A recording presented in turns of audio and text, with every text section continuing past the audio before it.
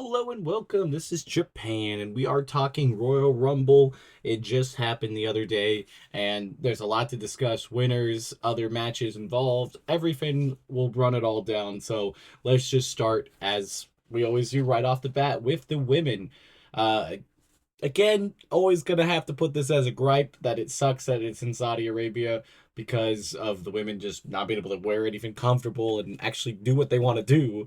So that part always sucks and always kind of limits, I feel like, the women in a certain way because they're not used to all of that type of stuff. They're not used to having to wear that gear. They're not used to having to be like set in this weird way of like having to just present themselves, which just kind of sucks. I think it overall always kind of puts the women's match into somewhat of a like middle of the road of like what are they going to do because their spots are limited. But again, the women do deliver the best they can do. I feel like there was a lot of different small things that could have easily been changed, so we'll go over each thing. So right off the bat, we go with always Royal Rumble has a lot of returns. On the women's side of things, pretty much we didn't really get a lot. I mean, we got a couple NXT people. Lola Vice going in there was kind of, it felt very like, yeah, that was going to happen. We had obviously the NXT Women's Champion Jace was in there. We had Sol Ruka and Kelani Jordan. So it was a cream of the crop of like using four women there. It's always kind of a cool thing because necessarily sometimes you can get those type of moments where you get those people those extra eyes, like people don't watch NXT, so those people don't know those people until you actually do it. And obviously out of those four, Soul absolutely destroyed it and went into the final three with like a legitimate, just got eliminations, got moments, got everything that you would want to be in that match. So you got to give her like her own S mark just by herself. Overall, the only other return we really had was Brie Bella. Kind of cool. Like I was really excited that they had that. The only issue was it just kind of felt downplayed. Like it was cool, but like we really didn't get a ton of time. I think they should have put her just in a little bit earlier and maybe stayed a little bit longer to at least maybe they had a few things, but not enough that like I don't know, like to really justify that return. I feel like Nikki Bella had a better return last year than them now kind of being reunited. Now we did get the moment with them stepping up to Rio. That'd be a cool match that we could possibly get like an elimination chamber or something like that. I don't know the extent of when what she's being back, but because we thought, possibility there was a possibility Paige was going to come back, didn't happen, so that made it disappointing. No AJ Lee, we already know that she is, with the WWE, so like this is a prime example to have her go in there and do it, and we didn't get that either. So a lot of that was disappointing. We did further a couple feuds. I did like that Liv got rid of Raquel, which really set on Liv on that power trip of winning it. I think like definitely wanted to see that. Also, no Bianca Belair, which I know she's hurt, so I'm not griping about that part, but definitely felt like we really needed her back on this. But overall, I'll put it in a solid B. It wasn't anything crazy. I think I don't know if I prefer the match last year, actually. I think maybe I prefer this one a little bit more than last year's match. I forgot what I rated last year's match. I probably was also in the B. But I think I'm okay with it. Then we'll rate the winner. Obviously, Liv Morgan won. It was kind of predictable.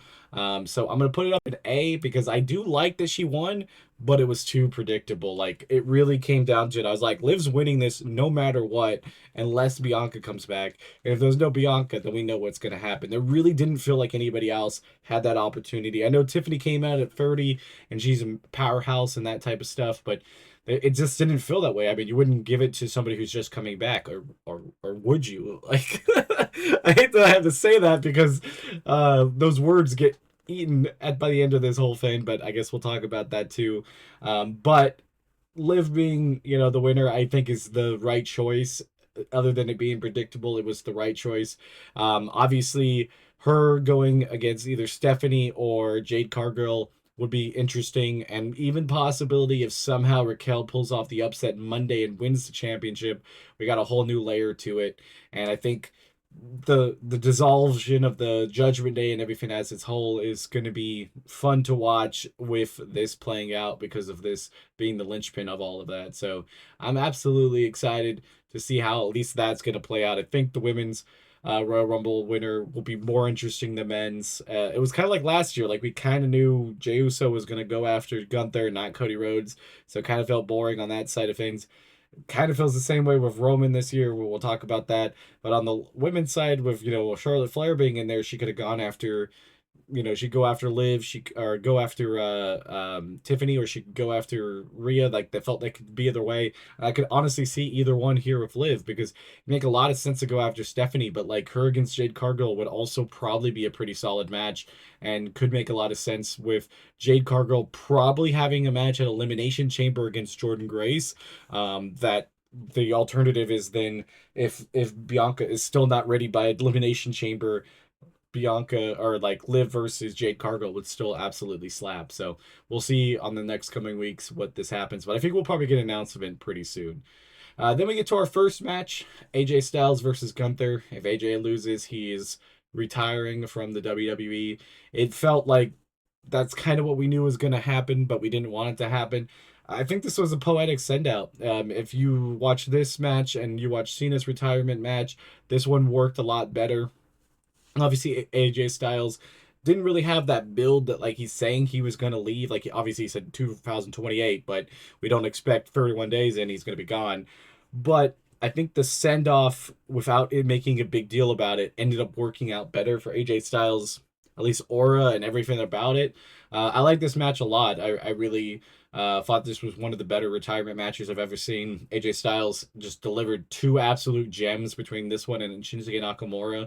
His match against John Cena was great. So he absolutely did a lot of stuff. I really wish the only thing I would have gave him is I really wish he would have had that match against Dragon Lee. Like after they lost the title, they just kind of had like an expedition match, like where they just wanted to go out there and have fun and see what they could do against each other. I really think that little extra rub would have helped Dragon Lee also, and I think that would have also been something that I would have missed. Pretty much the only regret on this last run that I would have. I feel like AJ Styles' retirement run, even though it's not announced, was just way better than John Cena's, and I liked it. So I'm gonna put this up in S tier. I know I put the last match in there too. I think this one, I do like this one better than Shinsuke Nakamura's match.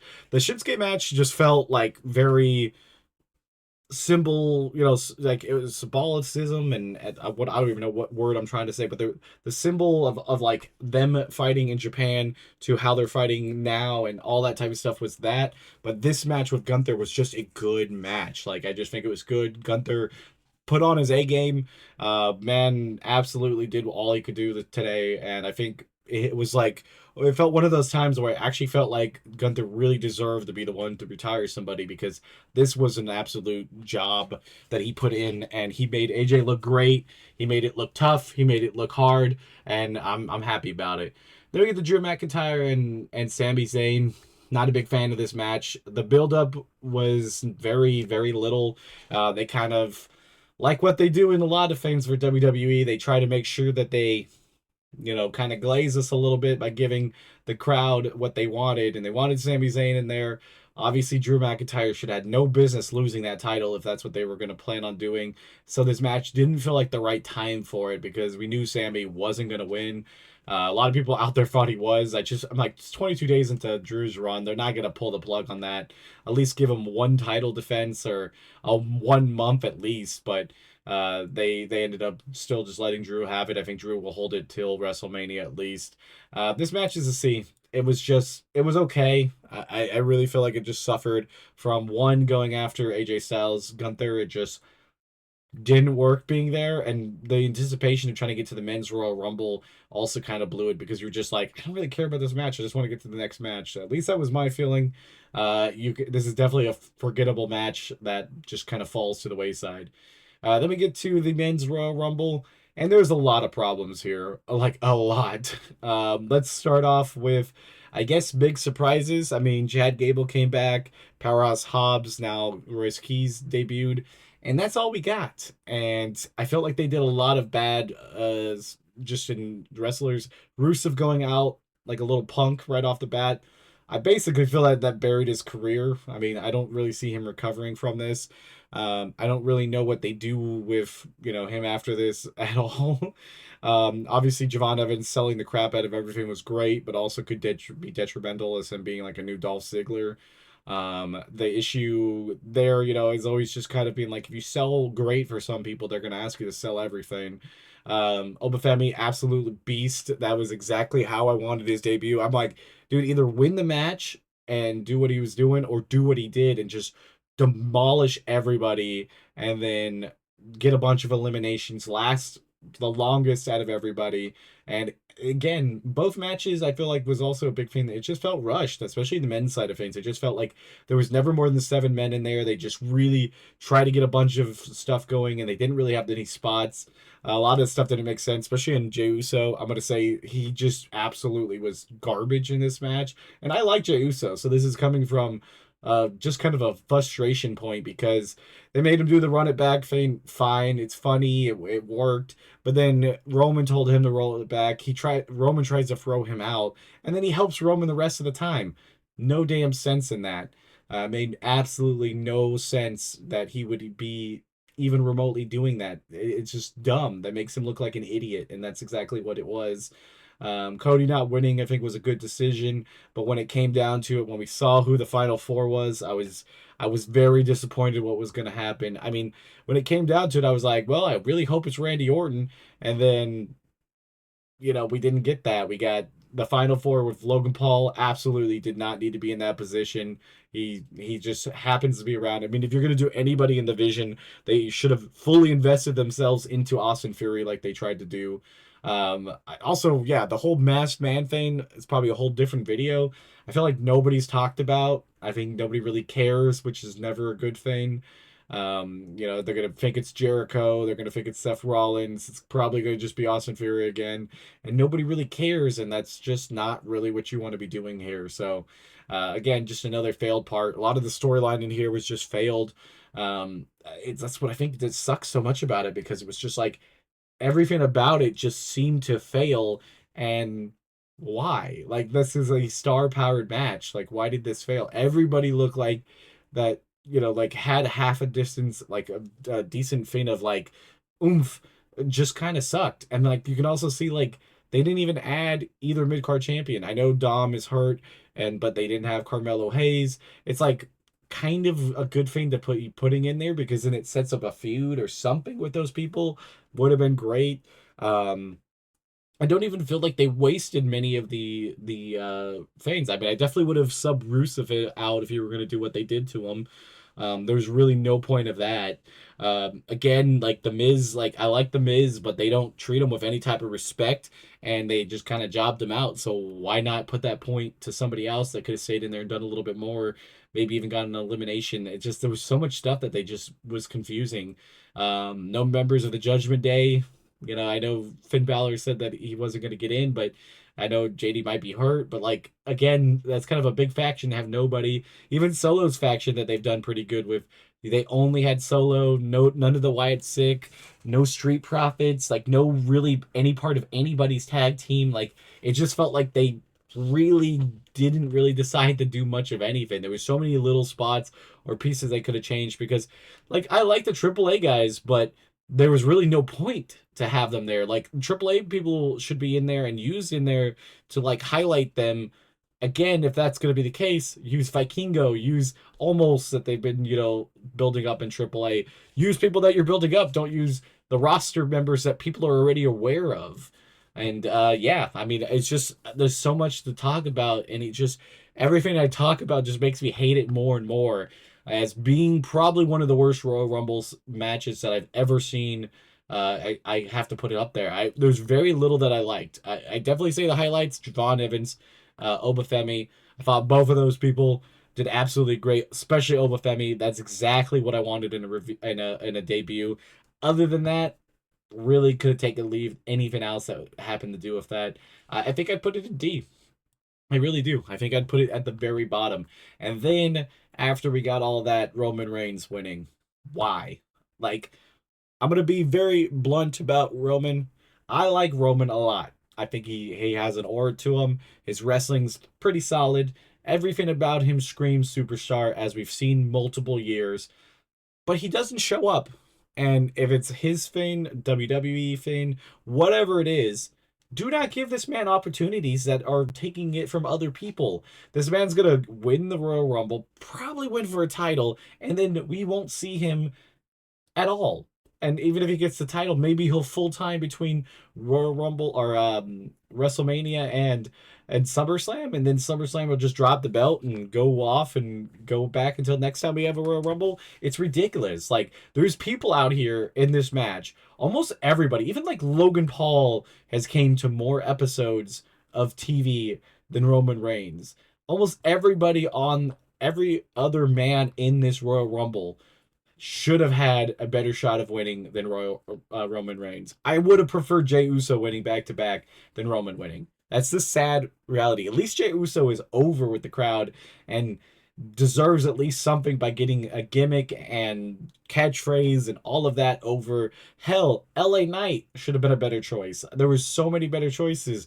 Even if you were going to do the shit with Braun Breaker and have him knocked out in the first couple minutes, they still could have had him as a better choice than what they did here. Austin Theory, anybody in the Vision, and Brock Lesnar even would have been better. At least with Brock Lesnar, like we're accustomed to this for years, but Roman just likes to like tickle yourself just a little bit to make sure that you know he's there. But it's just a shit pick, man. Like I can't even get into wanting to care about WrestleMania because of this one moment. At least with Jey Uso last year, I was pumped that he was at least getting the opportunity to do something. They fumbled the shit out of that run, and it didn't work out, especially with the title reign. But I still think all of that is going to be 1,000,000% better than this man showing up to Raw and probably disappearing for another goddamn 6 weeks and then coming back probably around Elimination Chamber and barely cutting some promos. Definitely not going to have a match. I can almost guarantee you there's going to be no Roman Reigns match between here and WrestleMania. I will be floored if they do. I just, that is absolutely crazy that this man won the Royal Rumble. And that's my rant. I know people are fans of Roman Reigns. And like I said, I like Roman. I really do. If he committed to doing even just like, hey, I'm going to spend 1 year and I'm going to wrestle, I'd be at least more invested in him doing this type of stuff instead of him just being a part timer. This man has barely done anything, and he has absolutely zero momentum coming into this. I mean, he just really has done jack all in an entire year of him being on the roster, and then they give him one of the biggest prizes. And what? CM Punk versus Roman Reigns? Boring as shit. The mics will be great. The match will be awful. Roman Reigns versus Drew McIntyre. He's gonna beat Drew McIntyre and ruin him again. Like, why would I want to see that? Like, that's just dumb. But yeah, that's been my review. I put the overall show at a C. I really feel like everything really dragged it in on the last half. The first half, I felt like we could have maybe had a decent PLE. The last half really made me know that WWE is going to shit the bed every single time they have the option to. Until next time, bye guys.